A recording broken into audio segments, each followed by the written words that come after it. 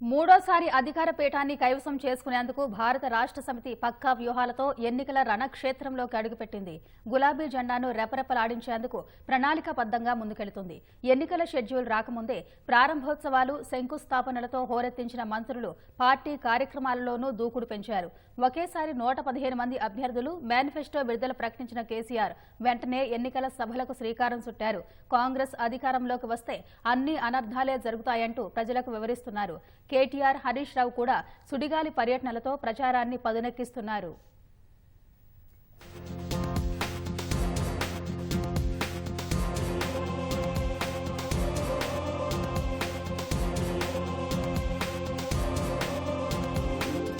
స్వరాష్ట్రంలో జరిగిన 2 అసెంబ్లీ ఎన్నికల్లోనూ జయకేతనం ఎగురవేసిన గులాబీ పార్టీ హ్యాట్రిక్ విజయంపై గురిపెట్టింది. ఎత్తులు పై ఎత్తులు, వ్యూహ ప్రతివ్యూహాలతో ముందుకు సాగుతోంది.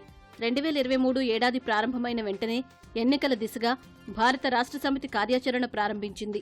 అభివృద్ధి పనులు, సంక్షేమ పథకాల అమలులో వేగం పెంచింది. మరోవైపు సభ్యత్వ నమోదు, ఆత్మీయ సమ్మేళనాలు, పార్టీ కార్యాలయాల ప్రారంభోత్సవాలు, కమిటీల నియామకం వంటి కార్యక్రమాలతో కార్యకర్తల్లో జోష్ పెంచుతూ వచ్చారు. 2018 ఎన్నికల మాదిరిగానే సిట్టింగ్ ఎమ్మెల్యేలకే ప్రాధాన్యమిచ్చిన భారాస ఆగస్టు 21న 115 మంది అభ్యర్థులను ఒకేసారి ప్రకటించి గత ఎన్నికల వ్యూహాన్ని అనుసరించింది. అభ్యర్థులందరూ వెంటనే ప్రచారంలోకి దిగిపోయారు. కేసీఆర్కు కొన్ని రోజులు జ్వరం రావడంతో కేటీఆర్, హరీష్ రావు సుడిగాలి పర్యటనలతో ప్రచారానికి మరింత ఊపు తెచ్చారు. ఇద్దరూ కలిసి సుమారు 70 నియోజకవర్గాల్లో పర్యటించి అభివృద్ధి పనులను ప్రారంభించారు. బహిరంగ సభల్లో రాజకీయ ఆరోపణలు, ఎదురుదాడులతో వేడిని పెంచారు. ఎన్నికల షెడ్యూల్ విడుదల కాగానే భారాస మరింత దూకుడు పెంచింది. అక్టోబర్ 15న గులాబీ దళపతి కేసీఆర్ మేనిఫెస్టోను ప్రకటించారు. అభ్యర్థులకు బీఫారాలు ఇచ్చి ఎన్నికల సభలకు శ్రీకారం చుట్టారు.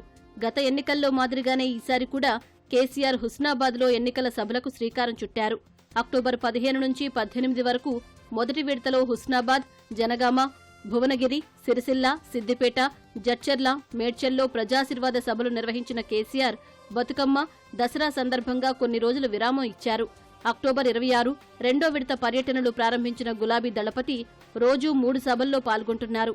ఈ నెల 8 వరకు ప్రజాశీర్వాద సభలతో ప్రచారాన్ని హోరెత్తించనున్నారు. ఈ నెల 9న గజ్వేల్, కామారెడ్డిలో సభలకు కేసీఆర్ హాజరు కానున్నారు.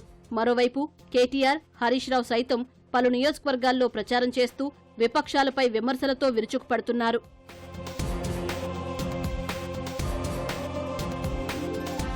ఎన్నికల ప్రచారాన్ని హోరెత్తిస్తూనే చేరికలపైన భారాస దృష్టి పెట్టింది.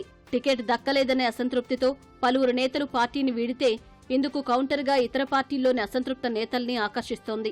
రోజుకు ఒకరిద్దరు నేతలను పార్టీలో చేర్చుకుంటూ గులాబీ శ్రేణుల్లో ఉత్తేజం నింపుతోంది.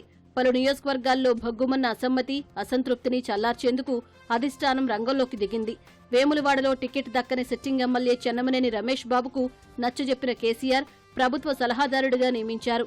స్టేషన్ ఘనపూర్లో పార్టీ అభ్యర్థి కడియం శ్రీహరి, సిట్టింగ్ ఎమ్మెల్యే తాటికొండ రాజయ్య మధ్య కేటీఆర్ సయోధ్య కుదిర్చారు. రాజయ్యను రైతు బంధు సమితి అధ్యక్షుడిని చేశారు. జనగామలో సిట్టింగ్ ఎమ్మెల్యే ముత్తిరెడ్డి యాదగిరిరెడ్డికి ఆర్టీసీ చైర్మన్ పదవి ఇచ్చి పల్లా రాజేశ్వర్ రెడ్డితో సర్దుబాటు చేశారు.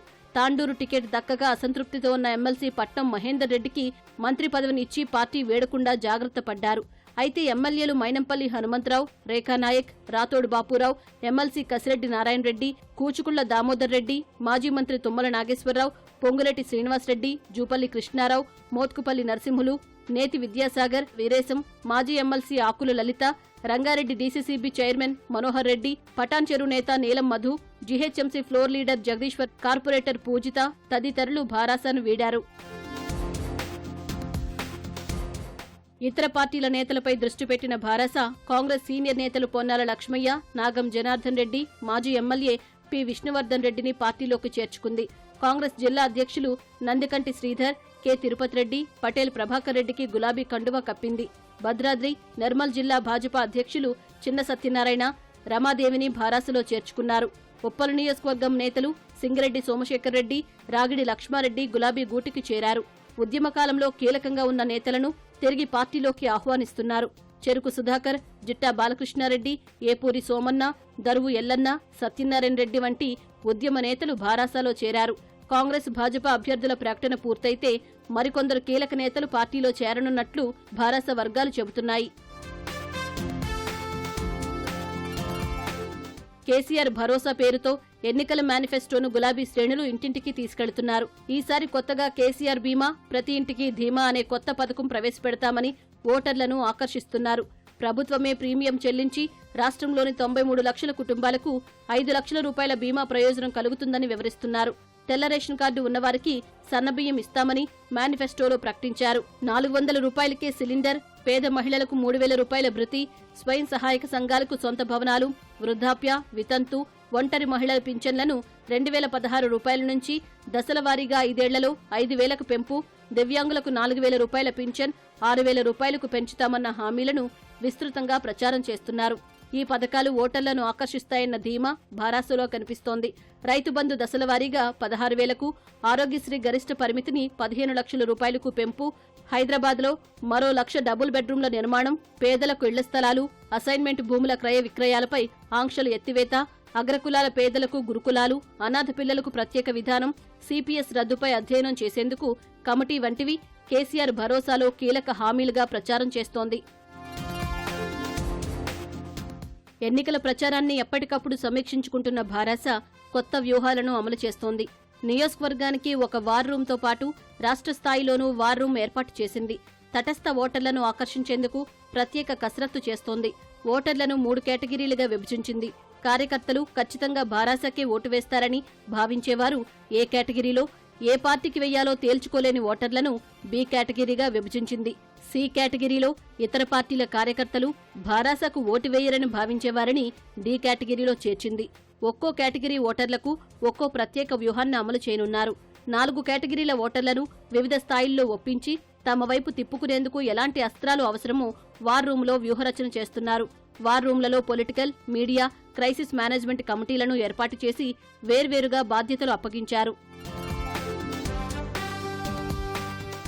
ఓవైపు 9.5 ఏళ్ల పాలనా ఫలాలను వివరిస్తూ మరోవైపు ప్రత్యర్థులపై, ప్రధానంగా కాంగ్రెస్పై భారాస ఎదురుదాడి చేస్తోంది. అభ్యర్థుల నుంచి అధినేత వరకు తాము చేసింది చెబుతూ, చేయబోయేవి హామీ ఇస్తూ కాంగ్రెస్ ఏమీ చేయలేదంటూ ప్రసంగిస్తున్నారు.